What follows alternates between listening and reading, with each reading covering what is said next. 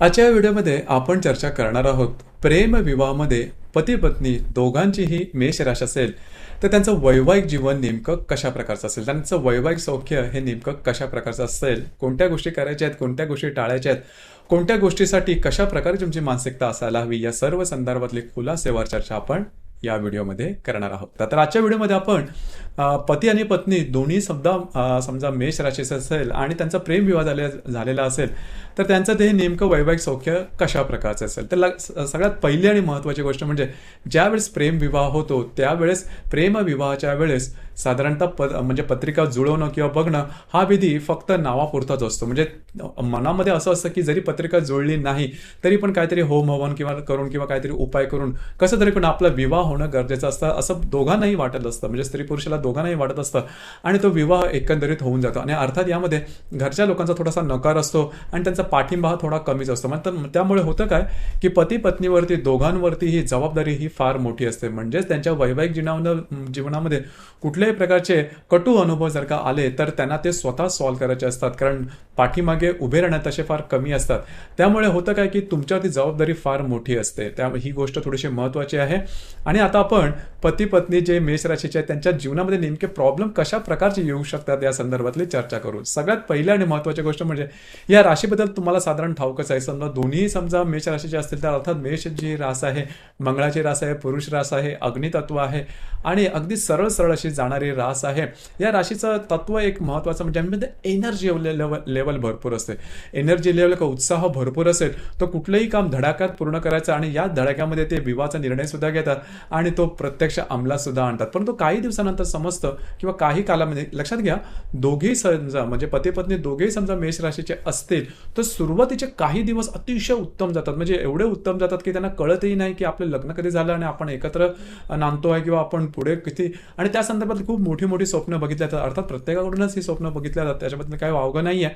पण काही दिवसानंतर मग एकमेकांच्या स्वभावातले जे बारकावे आहेत हे समजू लागतात. आणि मग साधारणतः आधी तुमचं किती वर्ष प्रेम होतं त्यावेळेस त्या प्रेमामध्ये हा तसा नव्हता. म्हणजे साधारणतः मुलीकडून असं बऱ्याच वेळा सांगितलं जातं की लग्नाआधी हा असा नव्हता, माझा प्रत्येक शब्द झेलायला तयार होता, माझ्या प्रत्येक कामासाठी तयार असायचा आणि माझं प्रत्येक काम पूर्ण सुद्धा करायचं. परंतु आता लग्नानंतर त्याला नेमका त्याच्यात बदल काय झाला आहे हा नेमका कळत नाही. नक्की तो तसाच आहे की काय बदललेला आहे.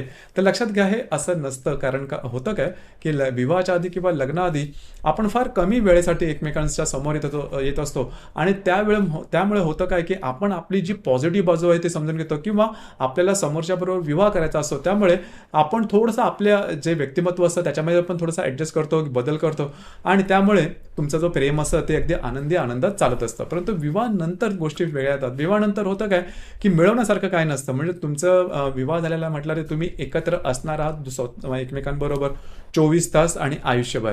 आणि 24 तास आणि आयुष्यभर ज्यावेळेस तुम्ही एकत्र असता त्यावेळेस तुम्ही इमिटेट करू शकत नाही, कुठलीही ॲक्टिंग करू शकत नाही. म्हणजे तुमच्यातले जे तुम्ही आहात तेच समोर येणार आहेत. मग तुमच्यातले जे नकारात्मक पैलू आहेत किंवा जे वेगळे वाटणारे पैलू आहेत हे समोरच्याला दिसले की मग त्याच्या मनामध्ये कालवा सुरू होते. अर्थात हे मुलीच्या संदर्भात किंवा मुलाच्या संदर्भात दोघांच्याही मनामध्ये अशा प्रकारचे प्रश्नचिन्हही उभी राहतात. परंतु लक्षात घ्या, जर का तुमचा प्रेम विवाह झालेला असेल तर सगळ्यात महत्त्वाचं म्हणजे समोरचा जो व्यक्ती जसा आहे तसं तुम्हाला स्वीकारण्याची तुमची तयारी असायला हवी. प्रेमाची खरी तर हीच व्याख्या आहे. म्हणजे समोरच्या व्यक्तिमत्वामध्ये कुठल्याही प्रकारचा तो इथे कमी असला पाहिजे, तिथे जास्त असला पाहिजे, अशा प्रकारे म्हणजे तुमच्या मनासारखा असेल किंवा व्हावं त्यांनी अशी अजिबात अपेक्षा करू नका. जर का तुम्ही तशा प्रकारे गोष्टी केल्यात म्हणजे समोरचा जसा व्यक्ती आहे तसंच जर का तुम्ही त्याला स्वीकारलं तर तुम्हाला काही जास्त त्रास होणार नाही, प्रॉब्लेम कॉम्प्लिकेशन येणार नाही. या गोष्टी दोघांसाठी तेवढ्याच महत्त्वाच्या आहेत. मुलीच्या संदर्भात नेहमी तिचा हाच साधारण प्रश्न असतो किंवा तिला हेच वाटतं की समोरचा म्हणजे तिचा जो नवरा आहे म्हणजे आता झालेला जो नवरा आहे तो तिला वेळ देत नाही किंवा तिच्या म्हणण्याकडे लक्ष नसतं त्याचं, तो स्वतःचाच हिशोबाने चालतो आणि त्याच्या संदर्भात तो काही सांगत नाही, स्वतःचा निर्णय स्वतः घेतो. आणि जो मुलगा असतो तो सुद्धा सांगत असतो की पहिल्यापेक्षा खूप आता जास्त बोलत असते, मागे लागत असते, मी कुठे जातो, काय करतो आणि काय खातो पितो, कोणाबरोबर असतो वगैरे सगळ्या गोष्टीची तिला माहिती असायला हवी असते आणि तिला ते सांगावं लागतं सगळं काय. आणि हे त्याला नकोसं वाटतं. थोडक्यात काय लक्षात घ्या, म्हणजे मेष राशीची पत्नी त्यांना मला हे सांगावंसं वाटतं की तुमचे जे पुरुष जोडीदार असेल त्याला थोडंसं तुम्ही म्हणजे इंडिपेंडन्स किंवा थोडंसं फ्रीडम द्यायला शिका.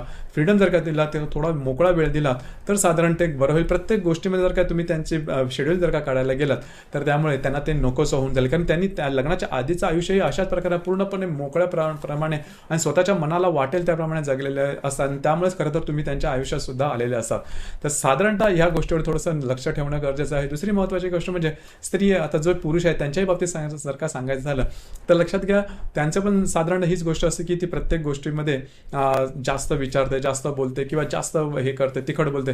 तर लक्षात घ्या, मेष राशी पहिली गोष्ट म्हणजे स्त्रिया ह्या जास्त बोलणार असतात किंवा बोलक्या असतात, आणि त्यामध्ये मेष राशी, त्यामुळे त्यांचं जे बोलण्याचा आवेग असेल, बोलण्याची वाणीची म्हणजे तिखटपणा असेल, तो सुद्धा तुम्हाला थोडासा जास्त जाणवेल. हे तुम्हाला स्वीकारायलाच हवं, आणि त्याच्यात वेगळं नवल असं काही नाही. ती व्यक्तीच तशा प्रकारचे असतात, म्हणजेच त्या मेष राशीच्या पत्नी, त्यामुळे त्या जशा आहे त्या असं तुम्हाला स्वीकारलं जाणं हे गरजेचं आहे. आता दोघांच्यासाठी सुद्धा मला म्हणजे ज्योतिषशास्त्रीय दृष्ट्या 2-3 गोष्टी आहेत त्या थोड्याशा महत्त्वाच्या राहतील. पहिली गोष्ट म्हणजे जर का तुम्हाला कुठलाही डिसिजन घ्यायचा असेल तर एकमेकांना तुम्ही थोडंसं विचारून त्या गोष्टीवरती एकमत होणं गरजेचं आहे. कारण होतं काय की एखाद्या गोष्टीवर एखादा तुम्ही निर्णय घेतला आणि त्यामध्ये तुमचा एखादा पार्टनर समजा त्या गोष्टीमध्ये सहभागी नसेल किंवा त्याला ते नकोसं वाटलं, तर त्या गोष्टीचा आनंद तुम्ही अजिबात घेऊ शकणार नाही. कुठलीही गोष्ट असेल, अधिभौतिक असेल किंवा कुठलाही निर्णय, त्या संदर्भात एकमेकांना विश्वासात घेऊन ही गोष्ट करणं गरजेचं आहे. दुसरी महत्त्वाची गोष्ट म्हणजे एकमेकांचा सेल्फ रिस्पेक्ट बाळगा. ही गोष्ट फार महत्त्वाची आहे. 4 चौघांमध्ये एकमेकांचा पान उतारा करू नका. खास करून मेष राशीचे पती आहे त्यांना मला सांगावंसं वाटतं, जर का तुम्हाला तुमच्या पत्नीला जर का काही गोष्टी सांगायच्या असतील तर त्या एकांतामध्ये सांगा, 4 चौघांमध्ये सांगू नका. खास करून जर का तुमचं एकत्र कुटुंब असेल तर ही गोष्ट अतिशय महत्त्वाची आहे. लक्षात घ्या, त्यांना त्यांच्या जरी काही चुक्या असतील किंवा तुम्हाला सांगायच्या असतील तर त्या साधारण खाजगीमध्ये जर का तुम्ही सांगितलं तर ते बरं पडेल. दुसरी महत्त्वाची गोष्ट म्हणजे थोडंसं ॲरोगन्स आहे तो थोडासा कमी ठेवा आणि स्वतः थोडासा पेशन्सने वागा. ही गोष्ट सुरुवातीला खूप, आता तुम्ही म्हणाल की आमचा तसा स्वभाव नाही, परंतु हळूहळू जर का तुम्ही एखादी गोष्ट नियमितपणे करायला लागलात तर तो तुमच्या सवयीचा भाग होऊन जातो. तर कारण होतं काय की दोघांच्याही मेष राशी असल्यामुळे कोण कोणाला सांभाळणार ही गोष्ट अतिशय महत्त्वाची आहे. आणि होतं काय, दुसरी महत्त्वाची गोष्ट अशी की समजा तुमचा बॅड पॅच असेल किंवा वाईट कालावधी असेल तर तो वाईट कालावधी दोघांनाही असणार आहे. म्हणजे मेष राशीला असला तर दोघांनाही असणार. मग कोण कोणाला सांभाळायचं, कोण कोणाचे आसव पुसणार, ही गोष्ट अतिशय महत्त्वाची आहे. आणि सगळ्यात महत्त्वाचं म्हणजे तुमचा प्रेमविवाह झालेला आहे, त्यामुळे साधारणतः जर का तुम्हाला या गोष्टीबद्दल, एखाद्या गोष्टीबद्दलचं जर का तुम्हाला काही सांगायचं असेल, काही साथ सांगाल किंवा त्यामुळे घरातली माणसं ही लगेचच्या लगेच तुमच्या समोर येणार नाहीत. तर ही गोष्ट अतिशय महत्त्वाची.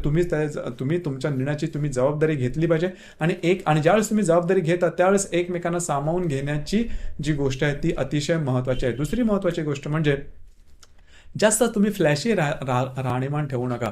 लक्षात घ्या, मेष राशीच्या ज्या पती पत्नी दोघांच्याही बाबतीमध्ये तुमचं राहणीमान हे थोडंसं फ्लॅशी असतं आणि प्रत्येक गोष्टीमध्ये खर्चात नियंत्रण मात्र तुम्हाला राखता येत नाही. पैसे झटकन खर्च होतात. अशा वेळेला अशा ठिकाणी किंवा अशा गोष्टींसाठी पैसे खर्च केले जातात की ज्या गोष्टी तुम्हाला लाईफ लॉंग सुद्धा उपयोगी पडू शकणार नाही किंवा शकत नाही. म्हणजे एखादी गोष्ट लहर आली की चला आपण खरेदी केली, अशा प्रकारच्या गोष्टी होतात. त्याच्यामुळे पैशाच्या संदर्भातले प्रॉब्लेम कॉम्प्लिकेशन फार तुम्हाला लवकर येतात. दुसरी महत्त्वाची गोष्ट म्हणजे घरात एकमेकांबरोबर काही गोष्टी भांडण्या कशा किंवा क्लॅशेस होण्यापेक्षा साधारणतः तुम्ही तुमच्या करिअरवरती फोकस करा. कारण याच्यामध्ये एक गोष्ट तुम्हाला सांगतो, लक्षात घ्या, आता ही जास्त बोलली जात नाही परंतु विवाहाच्या वैवाहिक जीवनाच्या दृष्टीने थोडी महत्त्वाची आहे.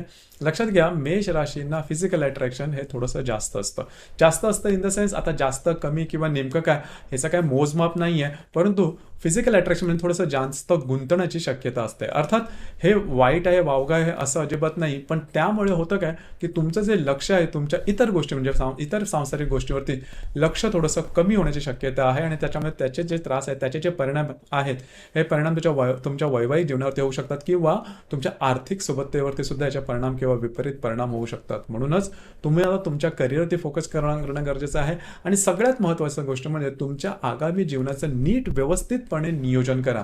ही गोष्ट अतिशय महत्त्वाची आहे. दुसरी महत्त्वाची गोष्ट म्हणजे बोलताना तुमचे जे शब्द आहेत हे तिखट तर होणार नाहीत ना, दुसऱ्याला लागणार नाहीत ना, ही गोष्ट लक्षात द्या.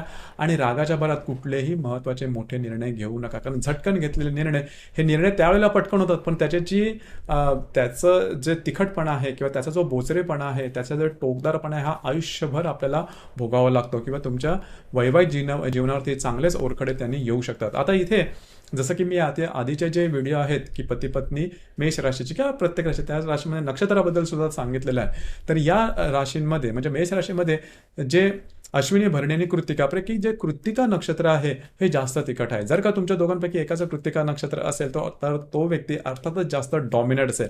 तर at the back of mind तुम्हाला हे लक्षात ठेवायला हवं की कृत्तिका नक्षत्र हे थोडंसं जास्त तिखट असतं किंवा कर्तृत्व असतं, जास्त वर्चस्व गाजवणारं असतं. मग त्या संदर्भात थोडंसं एकमेकांना ॲडजस्ट करून जर का तुम्ही गोष्टी केल्यात तर तुमचं जे वैवाहिक जीवन आहे ते बऱ्याच प्रमाणात सुखी होईल आणि खरोखरच जो तुम्ही निर्णय घेतलेला असेल तो योग्य ठरेल. लक्षात घ्या, मेष राशीचे पती पत्नी असणं म्हणजे वावगं नाही, वेगळं नाही किंवा वाईट नाही किंवा ॲबनॉर्मल सुद्धा नाही.